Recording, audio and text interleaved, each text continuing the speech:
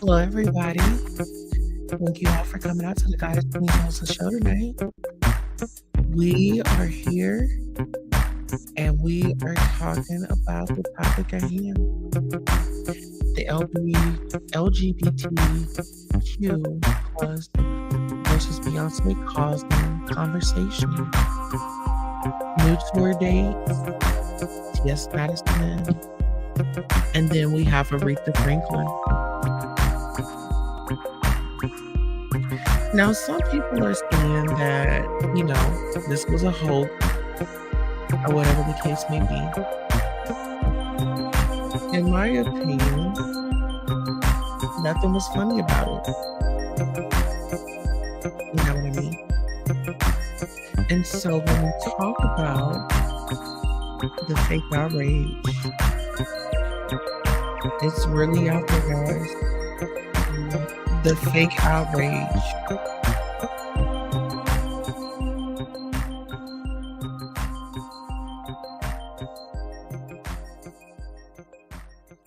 So let's just keep it a buck and let's get into the article.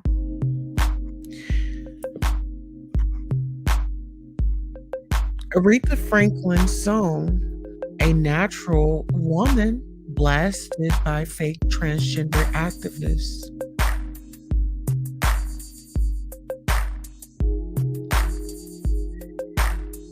They're saying a little prayer.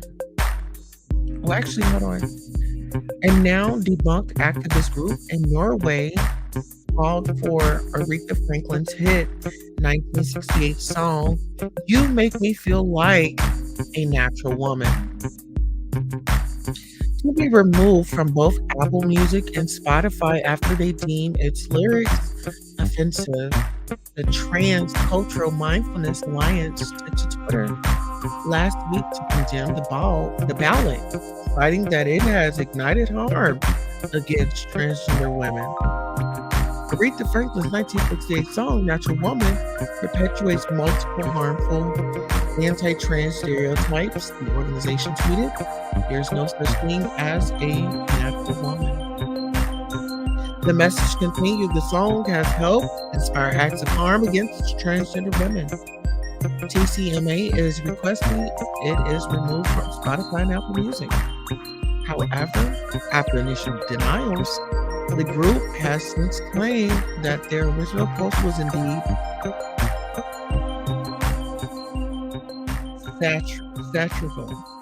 In a message, satire, to the post on Monday afternoon, the group also updated their Twitter bio to now say parody satire. The post has reached out to Franklin's rep, Spotify and Apple Music for comment.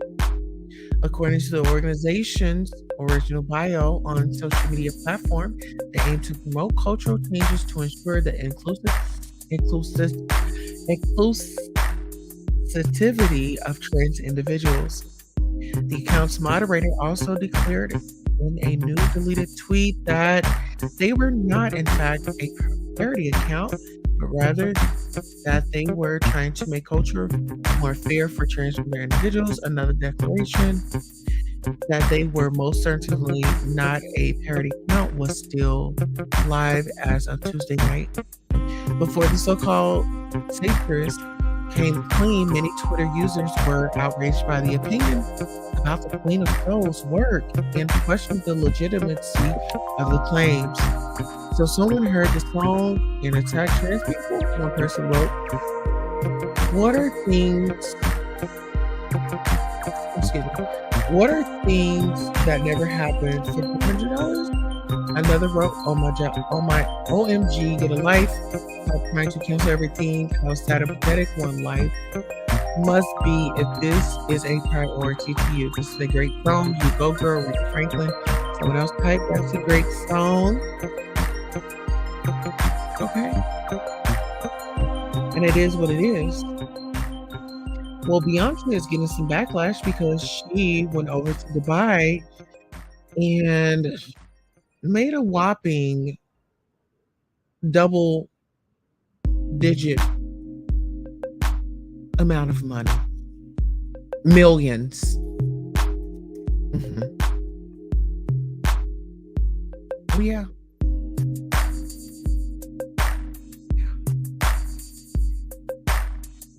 Beyonce's Dubai performance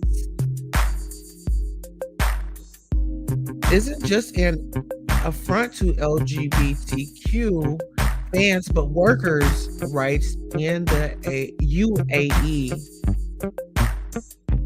Arguments focusing on the low application of the UAE's anti-gay laws overlook the privilege it takes to evade them, and the reality of the labor that builds Dubai luxury playground. It's not a Beyonce comeback if it doesn't cause all this conversation. And the musician's first concert in more than 4 years has been no exception. Over the weekend, Beyonce was paid a reported $24 million to perform at the unofficial opening of luxury Dubai Hotel Atlantis the Royal, in front of an invitation-only audience of celebrities, influencers, and journalists.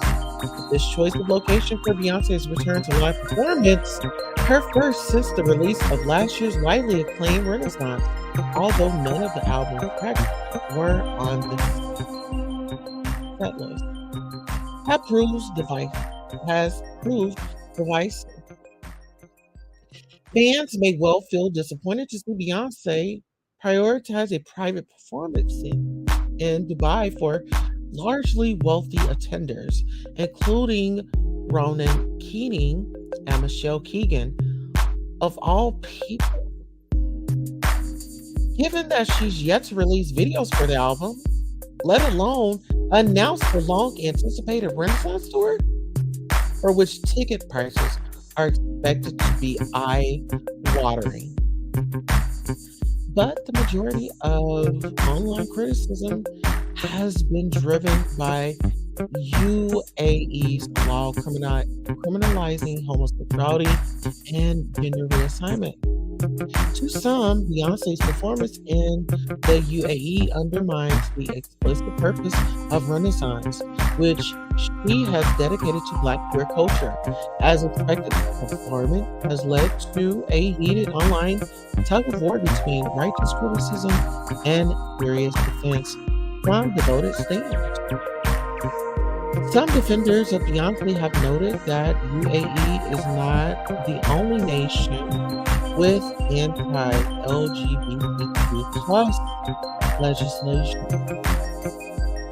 questioning if people would protest at her performing in her home state of Texas, where legislation outlines sodomy, though made defunct by the Lawrence v. Texas 2003 Supreme Court ruling, still exists, and may even be reinstated following the overturning of Roe versus Wade, and saying that queer Emirates deserve to see Beyonce live too. And many have correctly pointed out that Kylie Minogue's New Year Eve set at Atlantis the Royal should have come under equal fire.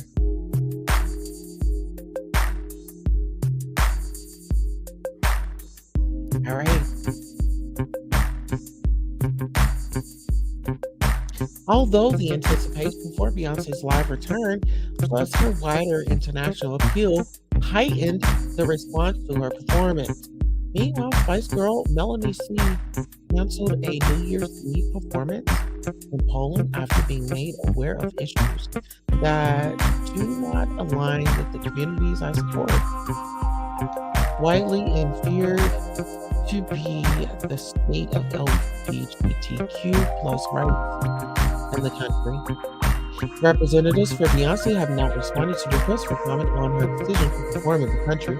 Defenders among her fan base have also noted that there have been no reported arrests, prosecutions, or state punishments for safe sexual activity in the UAE since at least 2015, but it bears stating that 88.1% of UAE's total population is made of migrant workers.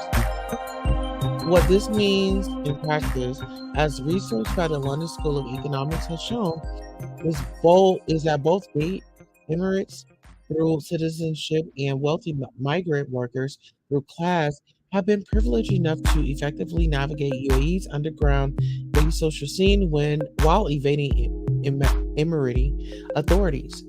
But for poorer queer migrant workers from India, Bangladesh, Egypt, and the Philippines, many of whom are undocumented or were denied birth certificates, it cannot be assumed that a lack of recorded prosecutions mean that the UAE has been safe for them.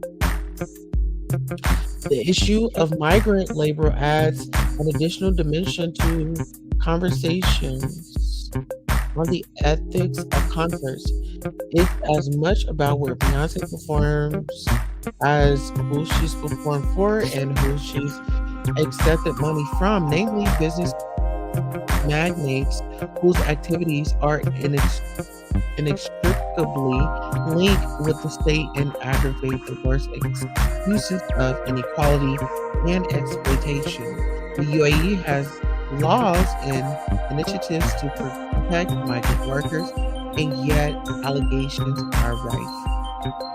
That much of Dubai's luxury playground has been built under appalling conditions, amounting to indentured servitude. Oh, guys, so I want you guys to sound off. What do you think about Beyonce performing over there? My thing is, okay,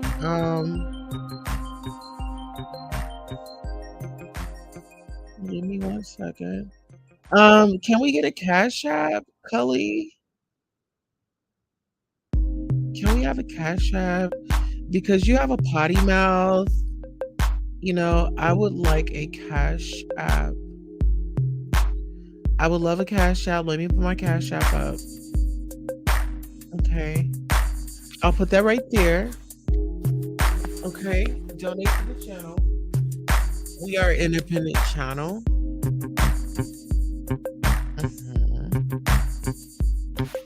Absolutely.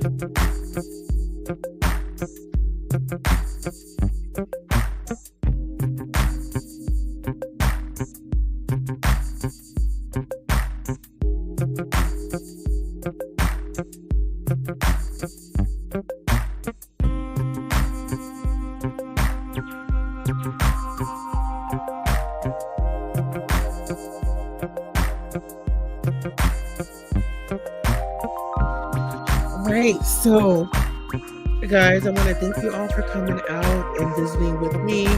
I'm trying to get in at least 3 shows today because we have an exclusive tomorrow.